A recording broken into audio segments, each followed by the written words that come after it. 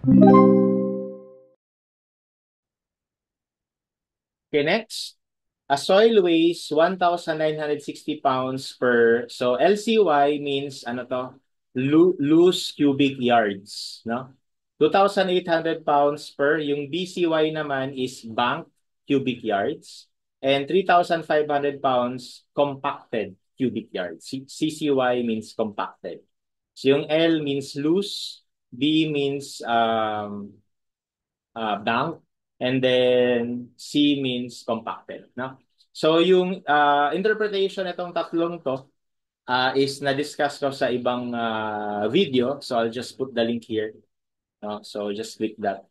So dun yung malalaman yung difference ng loose, bank, and ng compacted. Alright? Anyway, ang main relationship nung tatlong yun, no?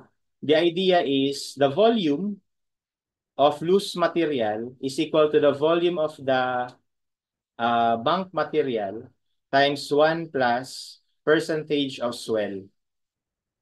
Okay? So swell means yung pag-increase in volume kasi once na hinukay mo yung soil, no, mag-expand yan eh kasi parang malulusen up yung mga void spaces nila. Kaya meron tayo ng swell percentage. Yun lang yun, no? And then yung volume naman ng compacted, so from the term itself, compacted, dapat liliit yan. Kaya meron tayo ditong 1 minus yung percentage naman ng pag-shrink. Ayan. So ito, naka-in terms lahat sa bank volume. Pag sinabi nating bank volume, is ito yung natural volume ng soil. So kumbaga, ito yung volume ng soil na nasa lupa pa siya, ng undisturbed pa siya. Okay? So anyway, um, another thing that we have to remember here is that regardless of the changes in the volume of the soil, if we talk about the same soil, then yung bigat ng soil material na yun will be the same. Kahit pa naging loose na siya, kahit pa naging bank pa siya or compacted na siya. No? So note that yung mass ng loose soil ay equal lang sa mass ng bank soil at ng mass ng compacted. Parehas lang yan dapat. Okay? So, bakit ko ito binabanggit? Kasi ang binigay sa atin dito are unit weights. So, ang unit weight daw ng soil na loose ay 1960. Unit weight or density is the same thing, no? And then, unit weight ng bank is 28. And then, yung unit weight ng compacted ay 35. Okay? Pero di ba, ang unit weight is just weight or mass divided by volume. So volume ng loose, ito naman ay mass over volume ng bank. Ito naman ay mass over volume ng compacted. Okay, and dahil same lang naman sila ng volume, kapag ipinasok natin yan dito sa formula, so kunwari dito muna, okay, so we have mass over the, sorry, na pala. Ito ay volume, no? Volume to. So kung halimbawa i-solve natin natin ito in terms of the unit weight, so mangyari, this will become volume loose is just the mass over the unit weight of loose. Ito naman is volume ng bank is ganun din, mass over yung unit weight na nakabank. Ito naman is volume ng compacted will be mass over density of the compacted. So ngayon, pag pinasok natin yan dito, yung volume ng loose is mass over the density of loose is equal to mass over density of bank times 1 plus swell. And dahil nga parehas lang sila ng M, na-cancel lang yung M. So therefore, yung formula natin ay mare-revise into this.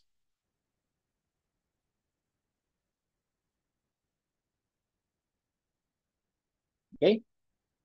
Applying the same idea, ganun lang din yung mangyayari dito. 1 over unit weight ng compacted ay equal sa 1 over unit weight ng bank times 1 minus shrink. Okay?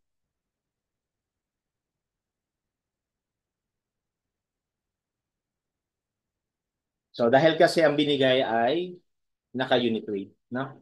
So ngayon, ang tinatanong sa atin, how many bank cubic yards are contained in 1 million loose cubic yards? So basically, ito lang yung gagamitin dapat dyan. No? Meron volume ka ng bank, ito yon.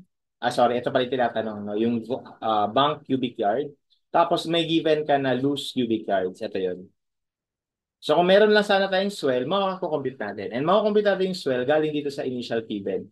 So the soil weighs, ito loose. So meron tayo nito. And then ito yung bank na density, 2.8. So meron tayo nito. So from there, we should be able to solve the percentage of swell.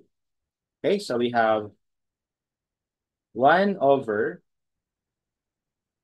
1960 is equal to 1 over 2,800 times 1 plus the percentage of swell. Okay, and then calculating the percentage of swell, that gives us 2.8 over 1960 tapos minus 1. And that gives us 3 over 7 or 0.42857. Or that is 42.857%. Okay? And now, we can use that to estimate. So, sabi dito, ang volume daw ng loose ay 1 million, no? 1 million loose cubic yards. So, pinapahanap lang sa atin yung bank volume. So, therefore, we have 1 million is equal to the bank volume times 1 plus yung swell na 0.42857. And therefore, the bank volume would be, so 1 million over 1 plus answer. And that gives us 700,000 bank cubic yards. Okay, and that will be our answer for this item.